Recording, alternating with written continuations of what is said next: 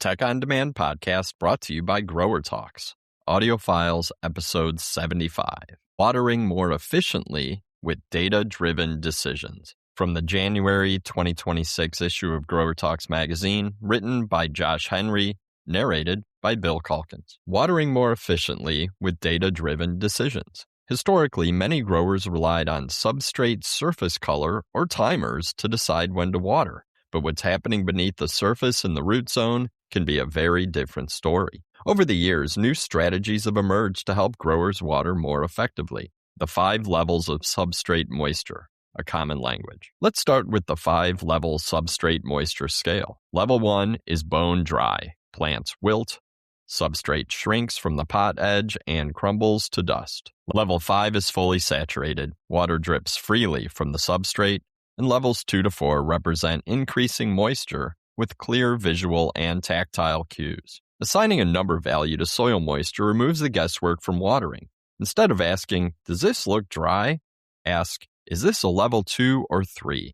This simple shift helps growers clearly communicate with their teams. Instead of vague terms like wet or dry, you can provide a clear target that reduces mistakes and promotes uniformity across crops. Why surface color isn't enough. Judging irrigation needs by surface color alone is risky. Different substrate components can make the surface look dry even when the root zone is wet, or vice versa. A great example of this is growers making the transition to wood fiber, which both looks and acts much differently than a traditional peat and perlite mix. Going solely based on surface visuals can lead to poor irrigation management. The real action is below the surface, where roots need both air and water. Healthy roots grow in air, not water, and allowing the substrate to dry down between irrigations encourages stronger, deeper root systems. Overwatering not only wastes resources, but also limits oxygen, stunts roots, and increases disease pressure. Water by weight, turning subjective ratings into data. The 1 to 5 scale is helpful, but still subjective. That's where water by weight comes in. Weigh trays or pots at level 1, dry, and level 5, wet, to set weight value targets for objective, repeatable irrigation. For example, if a tray weighs 500 grams dry and 1,300 grams wet, you may choose to set a dry target of 800 grams and a wet target of 1,100 grams. Water when you hit the dry target and stop at the wet target. This method is especially useful for producing young plants with limited substrate volume and for training new irrigators by removing the guesswork. Tracking wet-dry cycles also reveals plant transpiration trends. If drying slows, transpiration rates may be too low, which can lead to nutrient deficiencies and root rot.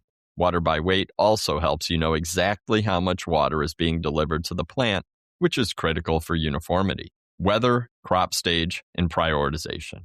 Efficient watering isn't just about the substrate. Weather and seasonality also play a major role in daily decision-making.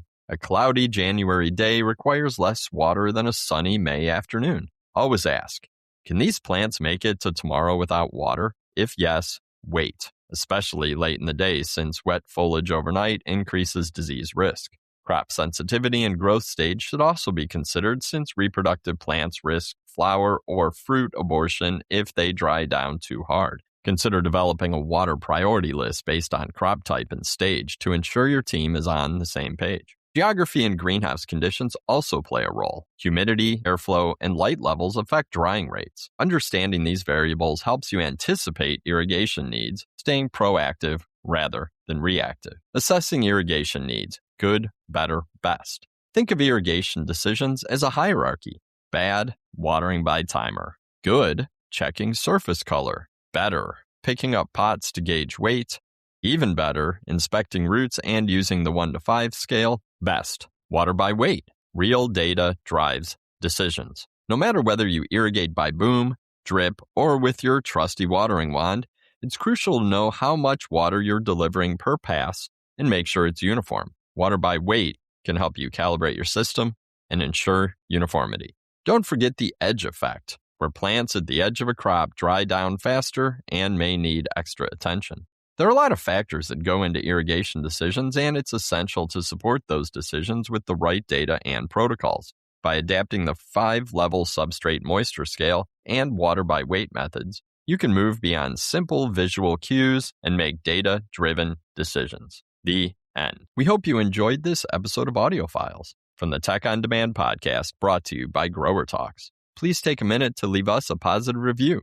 It'll help us reach more greenhouse, garden center, and CEA professionals.